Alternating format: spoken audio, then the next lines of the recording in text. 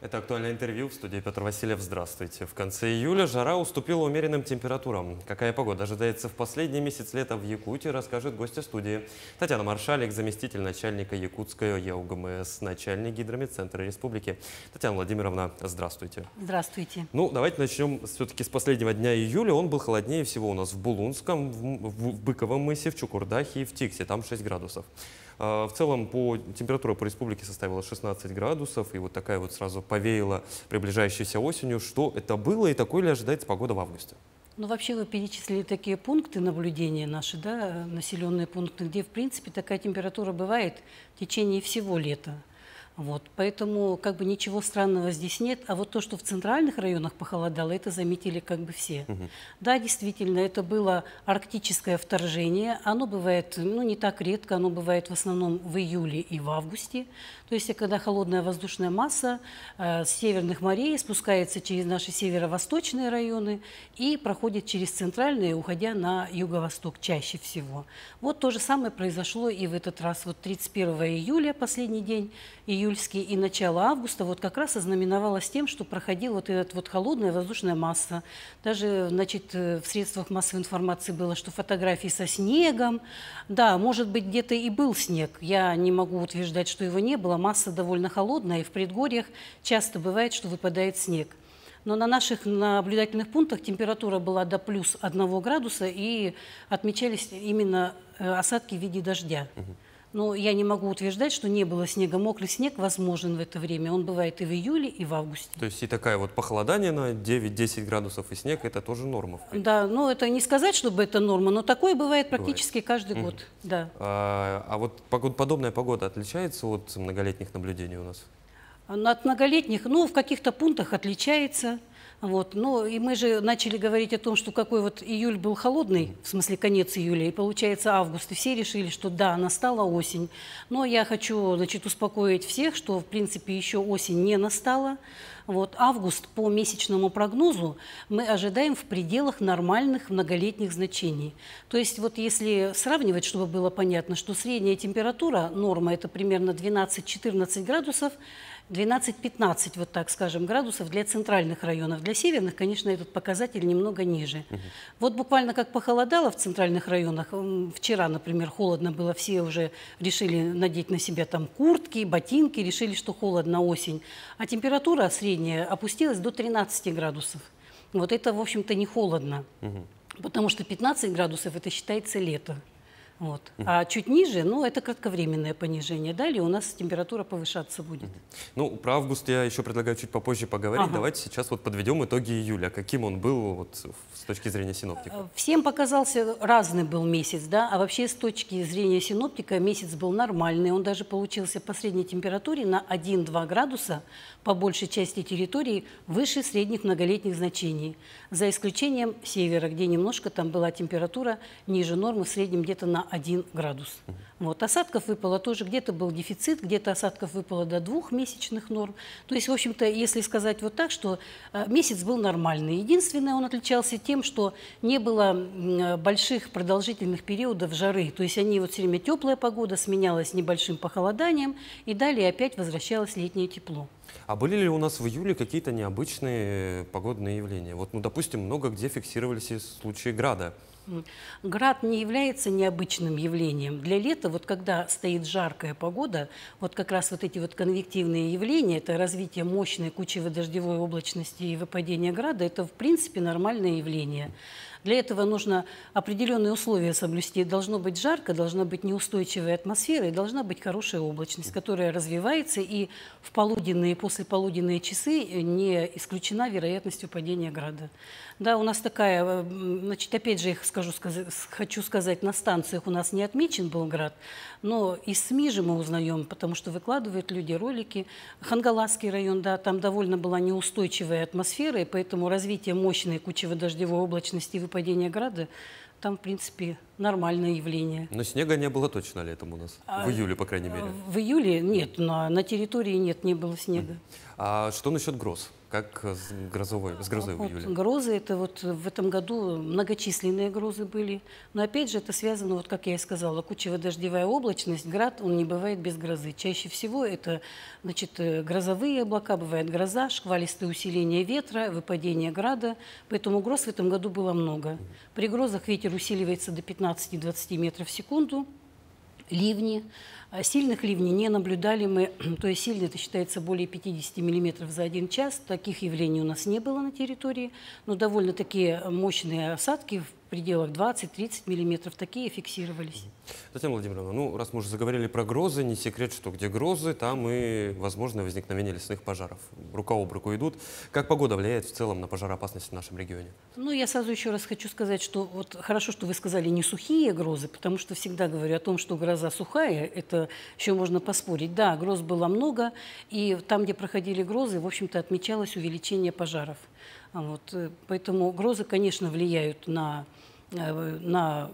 лесопожарную обстановку, да, что возникновение пожаров, большая вероятность возникает.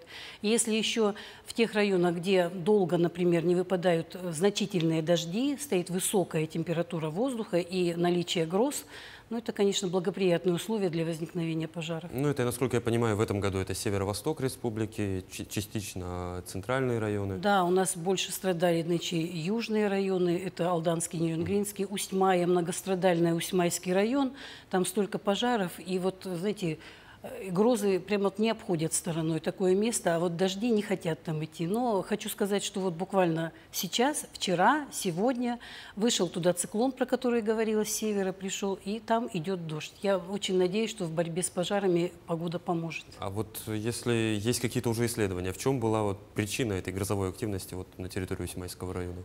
На территории Усть-Майского района, потому что рядом проходили, например, циклоны южные. Вот он по югу идет циклон, да, и если он оказывает влияние, южная облачность, она обычно всегда бывает влажная, вот, она с хорошим запасом влаги, хорошего тепла, и поэтому, естественно, развитие облачности идет, поэтому и грозы.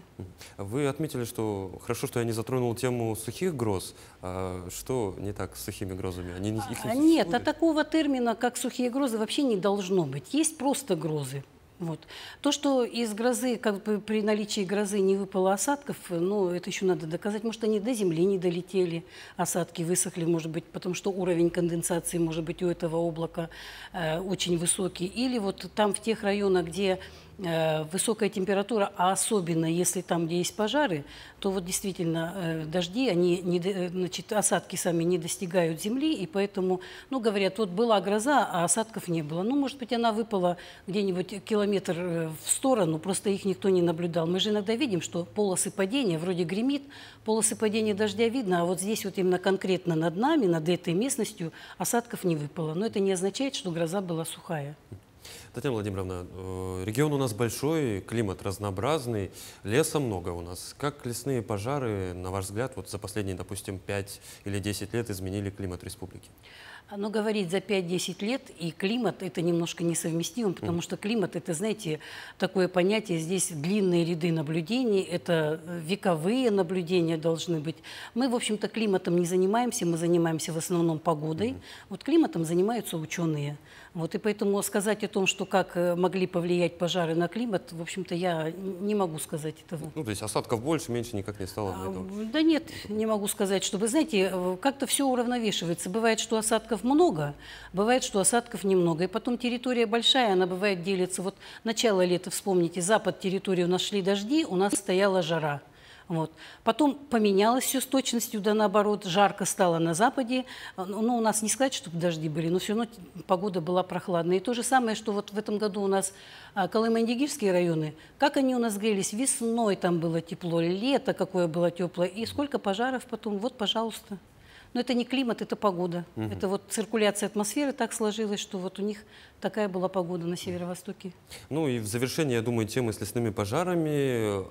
У нас существует вызов искусственных осадков. Есть ли какие-то исследования, как они влияют? Вот опять же хотела сказать, искусственных осадков не бывает. Вот. Бывает, я все время говорю, что это активное воздействие на облачность с целью вызова и увеличения количества осадков, потому что из ясного неба осадков ну, никто не может вызвать. Поэтому должна быть определенная облачность, она должна быть с определенными критериями. Это должна быть мощная облачность или она должна быть, иметь водность хорошую. В общем-то, для того, чтобы увеличить количество осадков, нужны хорошие объекты. А как работает этот вызов с точки зрения синоптиков? То есть обстреливают ресурсное облако, так скажем, йодистым серебром, если не ошибаюсь. Да. И что дальше происходит в облаке? А запускается процесс, это как катализатор, понимаете, процесс осадкообразования, он идет мощного, даже если его показать, вот так начинает крутиться, вертеться, то есть начинают капли увеличиваться в размере и затем выпадать в виде дождя. То есть если, может быть, с этого облака выпал бы и небольшой дождь, но если его, значит, активно на него воздействовали йодистым серебром, то количество осадков может выпасть в 2, а то и в 3 раза больше. То есть просто увеличивает количество осадков. Уже Или та облачность, которая вроде, знаете, она как пограничная, вроде выпадет с нее или не выпадет, но если на нее повоздействовали, с нее выпадет дождь. Может быть, небольшого количества, но тем не менее. А существует миф, что вот эти вот осадки с йодистым серебром, они какой-то могут нанести вред там сельскому хозяйству, человеку, животным? Я всегда говорю, что надо из всех зол выбирать меньшее, правильно? А потом, вообще все исследования по активному воздействию, они начинались еще в советское время, и как раз это вот в борьбе с градом исследования проводились. И там-то, когда с градом-то борются, там в облака стреляют не пиропатронами, там ракеты, и там количество, значит, реагента гораздо больше. А здесь у нас в пиропатронах, как я насколько помню, по-моему, 5 граммов. Вот. И представляете, если это на высоте 5-6 километров, на которых они работают на высоте, вот выстреливают эти пиропатроны, запускается вот этот мощный процесс осадкообразования, ну сколько там может выпасть и где оно выпадет. Поэтому, выбирать из того, что или сидеть в дыму, и когда горят леса, погибают животные, или воздействовать на облака, вызывать дождь и помочь в тушении пожаров, я думаю, что тут даже выбирать не стоит. Ну, то есть в этом году эффективность доказана на практике? Не только в этом, но и в прошлом, потому что мы очень тесно работаем с группой, вот, которая работает по активному воздействию на облака, поэтому, да, эффективность заметная, довольно. Татьяна Владимировна, в заключение, синоптики на весь месяц профессиональные прогнозы не дают, давайте хотя бы на первую декаду, что нам ждать в августе от погоды? Мы вообще обещали, что вот после вот этого похолодания на большей части территории все-таки еще будет лето. Поэтому мы от нашего прогноза не отказываемся. Буквально начиная с сегодняшнего дня, сегодня уже по центральным районам выше 20 градусов температуры, постепенно мы придем к нормальной температуре для этого времени. Это будет 23-28. Вот. Особенно потеплеет, и можно сказать, что даже будут летние жаркие дни. Это у нас юго-запад и юг, там ждем даже выше 30 градусов, поэтому лето продолжается. Татьяна Владимировна, надеюсь, что погода не принесет нам никаких сюрпризов. Спасибо, что пришли к нам в студию, ответили на наши вопросы. Всего доброго. Ну, я напомню, вы смотрели программу «Актуальное интервью». До новых встреч!